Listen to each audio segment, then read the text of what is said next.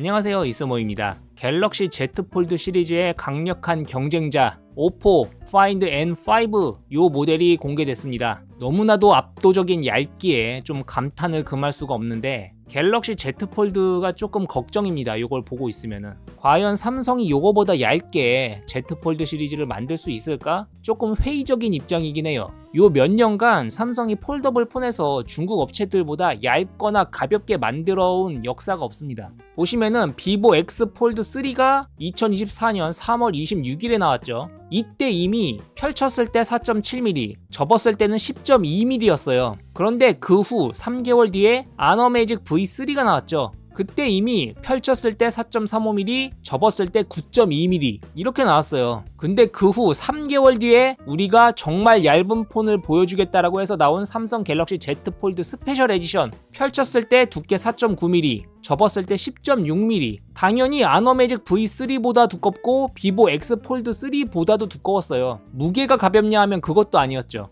근데 현존하는 가장 얇은 두께의 폴더블 폰, 이 아너매직 V3에 4.35mm 그리고 9.2mm의 두께보다 더 얇은 폰이 나왔다. 그게 바로 이 오포 파인드 N5다. 이렇게 보시면 될 것 같습니다. 그러니까 중간 보스도 못 이기고 있는데 최종 보스가 점점 강해지고 있어. 이거 과연 갤럭시 Z 폴드가 이길 수 있을까요? 전 조금 회의적이긴 합니다. 물론 두께가 얇고 무게가 가벼운 게 전부는 아니에요.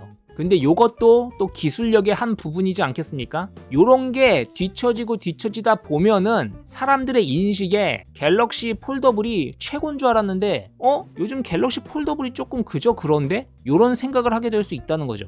이미지란 게 중요하잖아요, 항상. 그래서 요 오포 파인드 M5 요 제품 한번 살펴보면서 과연 갤럭시 Z 폴드가 요거에 대항할 수 있을지 한번 알아보도록 하겠습니다. 슬림 yet 파워풀, 얇지만 강합니다 라고 하고 있고, 하셀블라드 공동 카메라 시스템을 탑재하고 있죠. 슬림을 재정의하다 역대 최초 8.93mm 8.93mm입니다. 지금까지 가장 얇았던 게 9.2mm였잖아요. 근데 9mm의 벽을 깨고 이제 8.9mm대로 들어왔습니다. 이렇게 얇으면은 배터리 용량이 좀 부족한 거 아닌가요? 아닙니다. 5600mAh 실리콘 카본 배터리를 탑재했어요. 요 삼성 갤럭시 Z 폴드는 얼마냐? 배터리 용량이 리튬 폴리머 4400mAh입니다. 더 두꺼운데 배터리 용량은 작죠. 야, 요 사진 보세요. 장난 아니지 않습니까? 무슨 합성한 것 같아.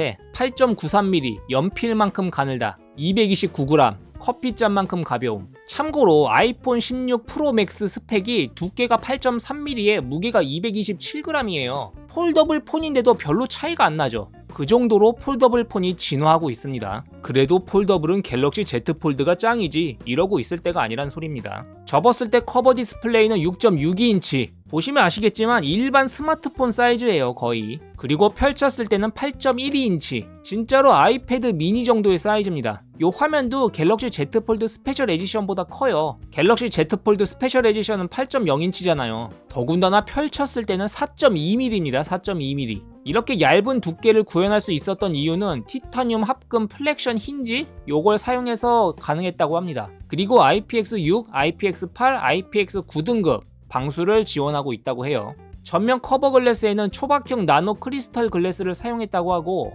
펼쳤을 때 메인 화면에는 듀얼 실드 플렉시블 스크린을 사용했다고 해요. 근데 이게 더 대단한 게 뭔지 아십니까? 가운데 주름이 정말 많이 사라졌어요. 이게 비교 샷이거든요. A 업체, B 업체, 그리고 오포 파인드 M5 이거 보이십니까? 가운데 주름이 없는 건 아닌데 보시면은 정말 많이 개선이 됐어요. 이제 몇 세대 지나면은 진짜 거의 없는 수준으로 갈 것 같아. 그래서 아마 이런 부분도 신경을 좀 써야 되는 게 아닌가 이렇게 생각이 됩니다. 그리고 전면 디스플레이, 메인 디스플레이 둘 다 가변 주사율 액정을 사용하고 있어요. 색상은 미스티 화이트랑 코스믹 블랙, 화이트랑 블랙 두 가지 모델을 출시하고 있는 것 같습니다. 그리고 실리콘 카본 배터리를 사용해서 5600mAh 배터리를 이렇게 탑재했다고 하죠. 충전 속도는 80W 유선 충전, 50W 무선 충전을 지원하고 있습니다. 칩셋은 당연히 최신의 스냅드래곤 8 엘리트를 탑재하고 있고요. 요번에 신기한 게 맥 시스템이랑 연동도 잘 된다고 해요. 원격 제어도 할 수 있고 맥이랑 이렇게 파일 동기화 같은 것도 된다고 합니다. 요게 조금 신기했어요. 맥이랑 호환성을 가지는 폰이다? 요게 조금 흥미로운 부분이죠. 당연히 뭐 멀티태스킹이나 이런 것도 잘 되고요. 요즘 다 달려서 나오는 무슨 AI 번역 도우미, AI 기능 이런 것도 다 된다고 합니다. 뭐 구글 제미니 앱 이런 것도 당연히 탑재됐다고 하고요. 카메라는 50메가픽셀 메인 카메라, 그리고 50메가픽셀 망원 매크로 카메라, 요거 아마 잔망경 카메라일 겁니다. 그리고 핫셀블라드랑 협업해서 만든 스마트폰답게 핫셀블라드 인물 모드 이런 것도 탑재했다고 해요. 참고로 핫셀블라드는 라이카랑 비스무리한 고급 카메라 메이커입니다. 제가 알기론 약간 촬영용 중형 카메라? 되게 비싼 카메라, 막 몇천만 원짜리 카메라 만드는 그런 회사로 알고 있어요. 중국 회사들이 이런 걸 잘하죠. 옛날에는 소니가 뭐 칼자에스랑 같이 막 하고 했었는데 요새는 중국 폰들이 이런 거를 잘 하고 있는 것 같습니다. 그리고 AI 기능을 이용해서 뭐 선명도를 향상시킨다거나 AI로 뭔가를 삭제해준다거나 약간 손 떨려서 찍은 사진을 보정해준다거나 유리에 반사된 이런 부분을 없애준다거나 이런 기능까지도 탑재했다고 해요. 그래서 오포 파인드 M5 현존 가장 얇은 폴더블 폰으로 데뷔했다고 이렇게 기사가 떴고요. 야, 봐도 적응 안 되는 얇기긴 합니다. 보시면은 USB-C 포트가 막 밖으로 삐져 나오려고 그래요. 한 세대 더 가면은 이 USB-C 포트가 없어지겠어. 탑재를 못하는 거지, 얇게 만들려다 보니까. 이제는 무선 충전으로만 충전해야 될지도 모르겠습니다. 근데 이제 약점이 있죠. 약점은 뭐냐, 요 디자인. 참 중국 스마트폰들 요 디자인 좋아하는 것 같아요. 가운데 동그란 카메라 섬에 카메라 박아놓는 요 디자인. 정말 디자인이 에러 아닐까 이렇게 생각은 됩니다. 그래서 좀 다행이긴 해. 디자인이 조금 흉측해서 그렇게 사고 싶진 않을 것 같아. 디자인만 보면 아무래도 요게 조금 더 멋있지 않습니까? 그쵸? 갤럭시 Z 폴드의 유일한 장점이 아닐까 생각이 됩니다. 근데 또 하나의 문제가 가격이에요. 가격. 8,999위안으로 출시가 됐습니다. 12GB 메모리에 256GB 저장 공간이 8,999위안이에요. 요게 얼마냐? 짜잔, 177만원입니다. 근데 갤럭시 Z 폴드 스페셜 에디션은 얼마일까요?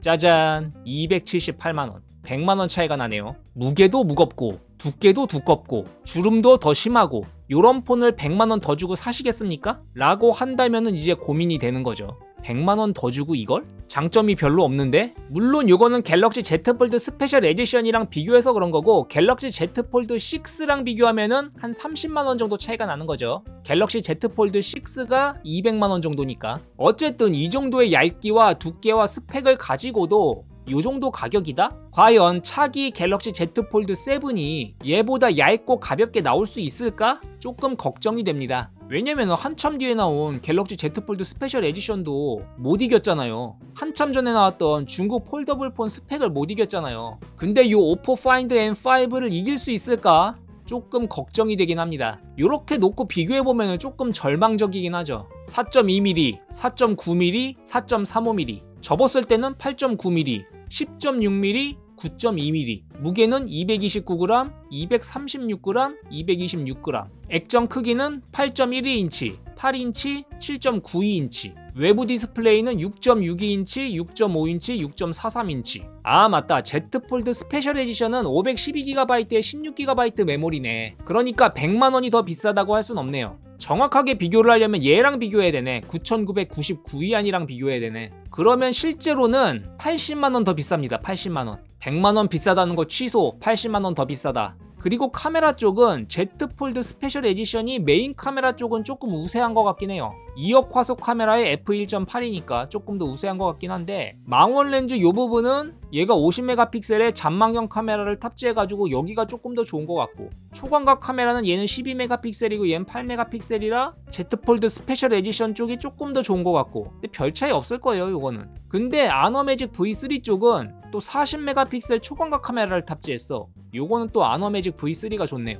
근데 배터리는 오포 파인드 M5가 실리콘 카본 배터리 5600mAh, 아너매직 V3가 실리콘 카본 배터리 5150mAh, Z 폴드 스페셜 에디션은 리튬 폴리머 4400mAh. 근데 요 실리콘 카본 배터리가 아직 완벽하게 약간 증명은 되지 않은 것 같긴 해요. 뭐 수명이 짧다거나 어떤 문제가 벌어질 수도 있다거나 그런 부분이 조금 문제긴 합니다. 그래가지고 삼성이나 애플이 조금 주저하고 있는 것 같긴 한데 어쨌든 빨리 삼성도 연구를 해가지고 개선을 하고 탑재를 하던지 해서 대응을 해야겠죠. 중국 폰들은 전부 다 이제 실리콘 카본 배터리 탑재하고 나와가지고 두께도 얇고 무게도 가볍고 용량도 크고 이렇게 해서 내놓는데 계속 요 리튬 폴리머 배터리로 갔다가는 약간 스펙적인 면에서 사람들이 조금 실망할 수 있지 않을까 이런 게 조금 걱정되긴 합니다. 그런데도 가격은 요 Z 폴드 스페셜 에디션이 제일 비싸죠. 여기까지가 요번에 새로 나온 오포 파인드 N5랑 갤럭시 Z 폴드 스페셜 에디션 그리고 아너 매직 V3까지 포함해가지고 한번 간단하게 비교를 해봤습니다. 너무 삼성을 깐 것 같은데 뭐 삼성 망해라 이런 게 아니라 중국 폰들이 이렇게 두께도 얇게 하고 무게도 가볍게 하고 요 폴더블 액정 주름도 개선하고 이렇게 하고 있지 않습니까? 그러니까 갤럭시도 해야죠.